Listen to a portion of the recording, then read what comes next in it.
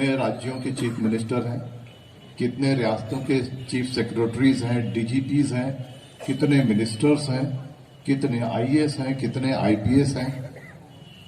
अब आप कंपेयर कीजिए, आप कहां पर हैं। वो 5% है, आप 6% हैं।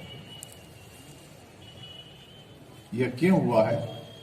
यह इसलिए हुआ है कि आपने तालीम से नजदीकी नहीं बनाई, आपने तालीम प्रॉपर हासिल नहीं की। उस पर और हम चर्चा करेंगे। दोस्तों, अब आते हैं कि आपकी तारीख क्या है। तारीख ऐसे कोई डेफिनेट ऐसे ट्रेस नहीं होती है, लेकिन 1857 के बाद अंग्रेजों का दमन जब शुरू हुआ मुसलमानों पर, तो काफी अंसारी पलायन करके उत्तर प्रदेश से महाराष्ट्र और बाकी राज्यों की तरफ उन्होंने पलायन किया, यानी वहां से वो चल पड़े। इसका मतलब है कि अंसारियों ने 1857 की लड़ाई में कुछ न कुछ अंग्रेजों के खिलाफ किया होगा।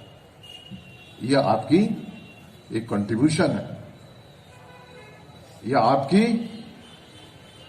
एक अचीवमेंट है, यह हिस्टोरिकल अचीवमेंट है। इसको कहीं ना कहीं आप पढ़िए, इसको गूगल कीजिए कि 1857 की लड़ाई में इलाहाबाद, वाराणसी और उत्तर प्रदेश के मुसलमानों ने अंग्रेजों के लिए कुछ न कुछ की होगी, कुछ न कुछ तकलीफें पैदा की होंगी, कुछ न कुछ जंगें लड़ी होंगी, उनको उखाड़ फेंकने का काम किया होगा।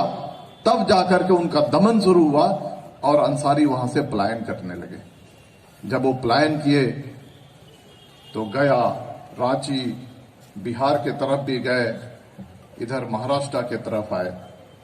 महाराष्ट्र के तरफ जब आए तो धूले में कुछ लोग रुके, कुछ मालेगांव में रुके, कुछ भिवंडी में रुके, कुछ मदनपुरा तक पहुंच गए।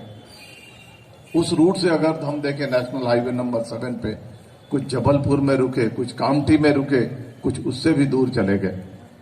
ये आप पे दमन की निशानी है। यानी आपने जंग आजादी में बहुत बड़ी लड़ाई लड़ी है और अपने बाबाए कौम अब्दुल कय्यूम अंसारी को याद कीजिए कि जब देश का बंटवारा हो रहा था और जिन्ना ने 2 नेशन थ्योरी के तहत पाकिस्तान अचीव किया और मुसलमानों को कहा कि आप वहां पे आपके अधिकार सुरक्षित नहीं है, आप पाकिस्तान आइए, तो अब्दुल कय्यूम अंसारी ने एक ठोस कदम उठाया।